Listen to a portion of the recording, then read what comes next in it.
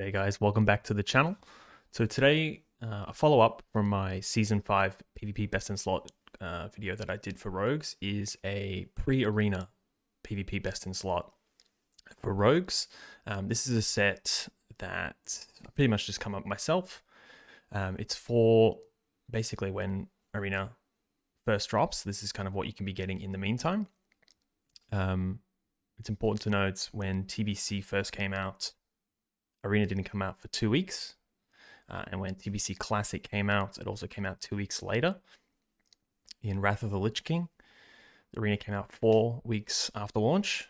So we can safely assume that Arena will come 2 weeks to 4 weeks after Wrath drops.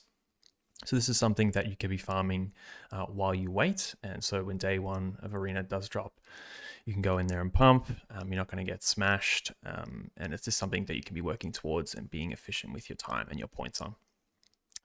So let's jump straight in. Oh, yes. Before I mention, I have made an absolute BIS list, which is what you're seeing on the screen right now. It's not potentially achievable for a lot of people, but people like to see what is the absolute best, and this is what that is. But I've also made a bit more of a realistic one that won't take so much time to grind honor for, and something that you can be going in perfectly comfortable with.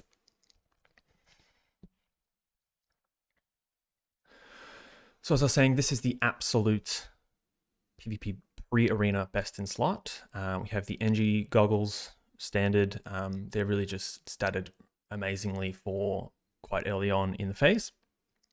Stun duration meta gem, similar to, if you haven't seen my PvP best in slot video, I will put a link to it in the description. But yeah, we cover a lot of what I'll repeat now. Sorry for that. But yeah, stun resist meta gem, or you can go for the crit damage one, the Relentless Earthstorm Diamonds. That's totally up to you. We're going with all the hateful off pieces. That doesn't have a rating requirement, so you can be grinding that along with your main pieces. In my opinion, it's not exactly time efficient. I don't want to spend my honor, my hard-earned honor, grinding pieces that eventually I'd like to replace with deadly pieces. You know, I want the deadly off pieces. The rating requirement isn't going to be a problem for me. So I don't want to spend honor on all these off pieces to then replace them. You know, I don't have that much time at my hand. So that's something that I'm not personally going to do. But you know, if rating was going to be a problem for you and you did have a lot of time up your sleeve, by all means, get all the main pieces, get all the hateful off pieces, go for it. Flesh Shaper comes from Halls of Stone, I believe. Let me check that real quick for you guys. Yeah, Halls of Stone, last boss. Berserking enchant, and the hit rating is very, very, very important, especially this early on and running this kind of gear setup. Obviously, you'd like to put Berserking on it, but again, that's going to be incredibly expensive, just like Mongoose was when TBC Classic first came out, but it's up to you how you spend your gold. Avul's Sword of Jin, this is a BOE world drop. Again, this will cost you heaps of gold. Again, the hit rating is insane as well. Heaps of base stats as well. So again, if you didn't want to fork out for that, that's totally fine. Air-mounted Pyro Rocket. Gloves, obviously, really nice pickup for the equip bonus. Standard. Got the dual crafting gems in and our 6-stat gem as well to hit our meta gem bonus. Going for Cat Swiftness on the feet. I think it's better than Tuskar's Vitality. I'd rather the agility than 150 health, but it's up to you. Dalaran Ring, another expensive pickup. But again, important to remember, this is not phase BIS for rogues. So this is kind of excessive, but again, this list is kind of excessive. So plenty of alternatives that I'll talk about in the realistic set. This one you will pick up with your Emblems of Valor. So this is just an easy plug-in my books.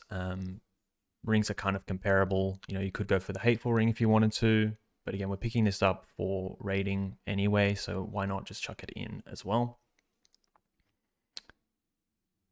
PvP trinket, obviously. Darkmoon card Death.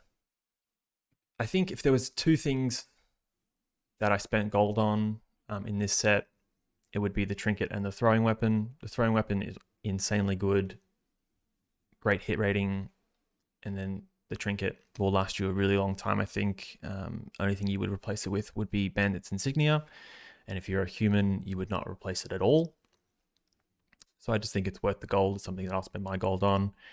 And, you know, you never know. You might not be in line for a Bandit's Insignia. You may not see one drop for a very long time, so it's an easy pickup. That is the set. Any questions about it, you can always ask me in the comment section. But for a realistic set, something that you can quite comfortably shoot for and not sweat too much about, you know, if Arena was 2 weeks after launch, this is something that you'd probably be more likely to be rocking. Pendant of the Outcast Hero. That is our Emblems of Valor neck that we will pick up if we're raiding and we're doing lots of dungeons. Super easy to get. Cloak of the Gushing Wounds is just a dungeon drop. Violet Hold, not a particularly fun dungeon to begin with, but again, we use it because of the hit rating. We need to be making sure that we're above 5%. We're going to have a really bad time. This is the crafted PvP pieces. They're super cheap to make. With everybody leveling, you know, people are going to be skinning stuff. It'll be easy to pick up. The mats are down here. Again, a boring leather and a primal, essentially, or an eternal, which is equivalent to a primal. Very, very cheap. We would be using Eviscerator in the waist, but that would take us below hit cap, and I don't particularly like the idea of gemming hit. But you're more than welcome to. In a setup like this, I prefer to be gemming hit and then gemming resilience than gemming hit. But again, it's kind of tit for tat, so don't stress too much about it. If you didn't have Treasures, which is a drop in Azjol Nerub, it would be very, very expensive. You might not find any on your auction house, so just go with the Eviscerator one if you have to, and then just gem a little bit of hit. It's totally fine. And the Titan Forge Boots of Triumph, these are from Wintergrasp. Really easy pickup, I think 15 marks. With the changes that Wintergrasp went through, you should be able to get these no problem. We'll just take a couple of days, obviously, because Wintergrasp will run every 3 hours. So it's just something you'll chip away at. More than likely, you can just wear the Eviscerator one in the meantime. A lot of resilience gems you'll notice in this set, because we are just wearing like full off pieces with PvE.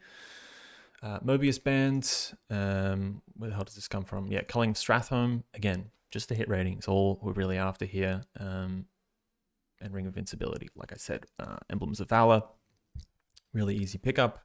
And of course, I've included these two as I think they're really, really, really good. You know, if you had Sphere of the Red Dragon's Blood, you could put that in there. It's got heaps of hit rating on it as well. So, you know, while you're maybe hit starved, you can just be wearing that. I think it's 65 hit rating, 55, which is just massive amounts of hit. And then you can substitute items as you see fit. Bislists, I feel like it's important to mention that the best item that you can get is the one that you can get. Don't stress too much about having exactly what's on this list. Just get a really good item, get an alternative, and just have a little bit of fun with it. These are items you can shoot for and chip away at. But again, if you have any questions, obviously there are a lot of alternatives here, but this is just something that I've whipped together pretty quickly. So any questions and queries and qualms, you can chuck them down in the comment section. That's it for today's video. Thank you so much for enjoying it. I'll see you in the next one.